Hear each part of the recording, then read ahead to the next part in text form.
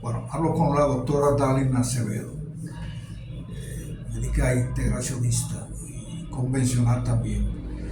Doctora, en relación al tema de muchos pacientes diabéticos que cuando se acuestan tienen la glucosa normal, pero al amanecer la tienen alta la diabetes. Muchos diabetólogos llaman el fenómeno del amanecer. Explícanos por qué sucede eso. Sí, exactamente. De hecho, ocurren dos tipos de fenómenos: el fenómeno del amanecer y el efecto Semogit. El efecto del amanecer es cuando el hígado siempre está trabajando realmente, pero el hígado de noche está trabajando un poco más, vamos a decirlo de esta forma.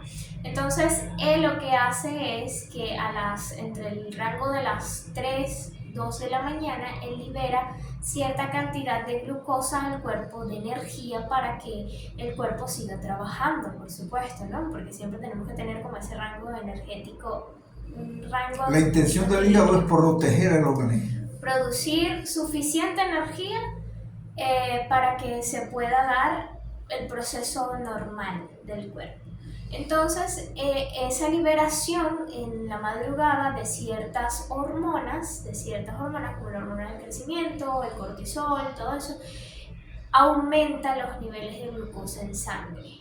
Entonces, muchas veces, aunque no hayamos comido una comida grande en la cena, o que no hayamos tenido una cantidad grande de carbohidratos durante la cena, aún así el cuerpo tiene como este mecanismo de que aumenta estas hormonas y sube la glucosa. Amanecemos con la glucosa elevada. ¿Y qué podemos hacer para evitar eso? El fenómeno del amanecer.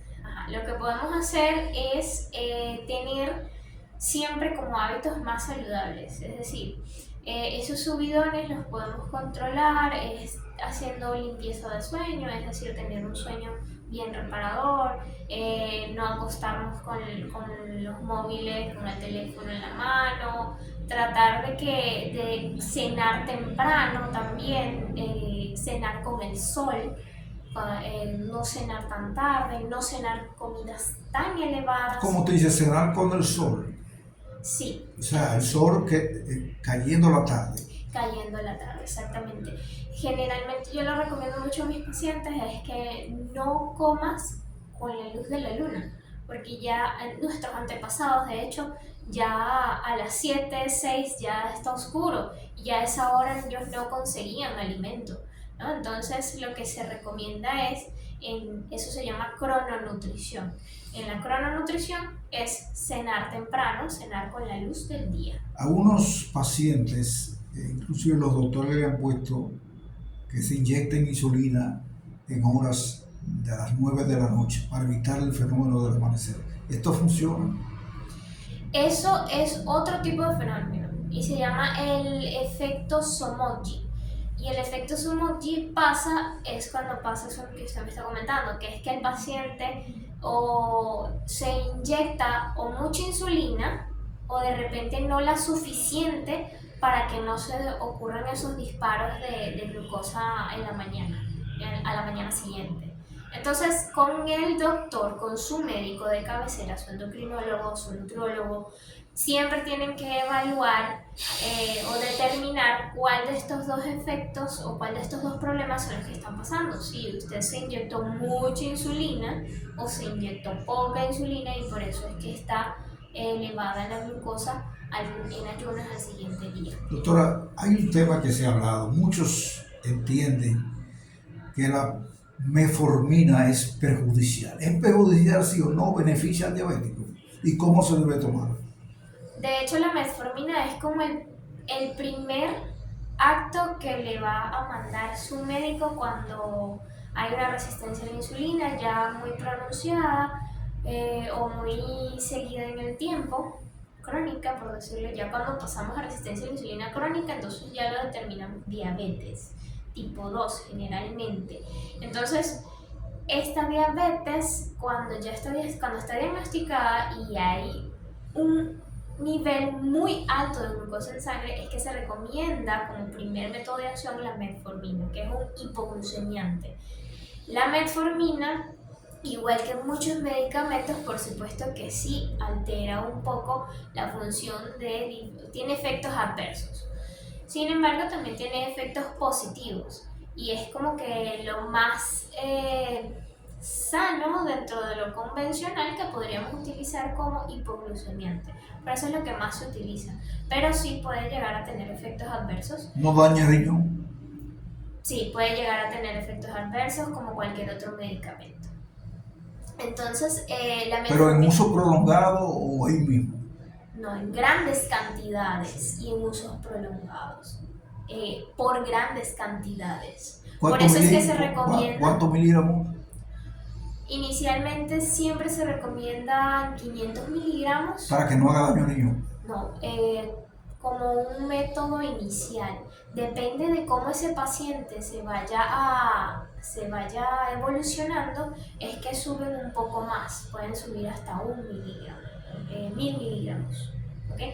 Pero eso depende mucho del paciente y de su médico si quiere tomar la decisión de ir aumentándoselo poco a poco. De hecho, generalmente siempre se lo aumentan poco a poco. ¿A qué hora debemos tomar la insulina? ¿Entre la comida o después de la comida? Eso depende de la persona y de sus hábitos, porque la insulina se mide o se coloca, depende de la cantidad de carbohidrato o de comida que usted consuma y de la actividad que usted tenga. ¿Usted confía en los famosos bloqueadores de carbohidratos? ¿Bloqueadores de carbohidratos? De carbohidratos. ¿Usted confía en ese producto? No he escuchado de esos famosos bloqueadores de carbohidratos. Lo que he escuchado es sobre el Ozempic, que es lo que está muy de moda ahorita, que es la semaglutida. La semaglutida, de hecho, que es un agonista de la GLP-1, que se conoce así, GLP-1. La GLP-1 ayuda mucho a disminuir la glucosa en sangre. Por eso es que los Ozempic se dice también que se indica en diabéticos o que se ayuda mucho a bajar la glucosa en sangre. Sin embargo, ese Ozempic se ha visto que daña mucho a nivel tiroideo después, más avanzado el tiempo, y hay estudios que han visto una relación también de daño en el páncreas, en los riñones. ¿Okay? Entonces, en los Ozempic la semaglutida se puede utilizar, pero tiene que ser bajo control médico y siempre se recomienda a personas muy obesas, con un índice de masa corporal muy alto, o personas diabéticas que tienen rangos de glucosa en sangre bien elevados. Bueno, nos hemos pasado casi de tiempo. Vamos a entrar al tema del autismo, que está muy presente, está muy de moda. ¿Por qué se produce el autismo? ¿De dónde viene? El autismo, más que una enfermedad, de hecho muchos profesionales lo ven, es más como un conglomerado. Son muchas cosas, son muchos aspectos que entran a influir en la conducta del individuo. Por eso es que se llaman trastornos del espectro autista, porque en realidad hay muchos factores que influyen en que se produzca el autismo. Uno de los factores se ha determinado es la genética, otro es cómo de repente la madre llevó el embarazo o cómo esa madre estaba preparada para el embarazo, el tipo de parto también o cómo fue ese parto, también la carga tóxica que puede haber en el ambiente. Entonces, de diferentes formas... ¿El parto por cesárea genera autismo? No, el parto por cesárea no genera autismo. El parto por cesárea lo que hace es que influye en la microbiota del individuo, de ese bebé. Y lo que sucede es que cuando el bebé nace, cuando pasa por el conducto vaginal, él adquiere como una microbiota, por decirlo así, unas bacterias buenas que vienen de parte de la madre. Entonces esas bacterias buenas ayudan mucho a equilibrar la microbiota intestinal y es ahí cuando se relaciona la microbiota intestinal con el autismo también, porque de hecho cuando tenemos una microbiota intestinal que puede verse afectada porque mamá no estuvo por cesárea o por parto o porque de repente no gateamos o no interactuamos con animales o miles de factores, se puede ver afectada la microbiota a lo largo de los años del crecimiento.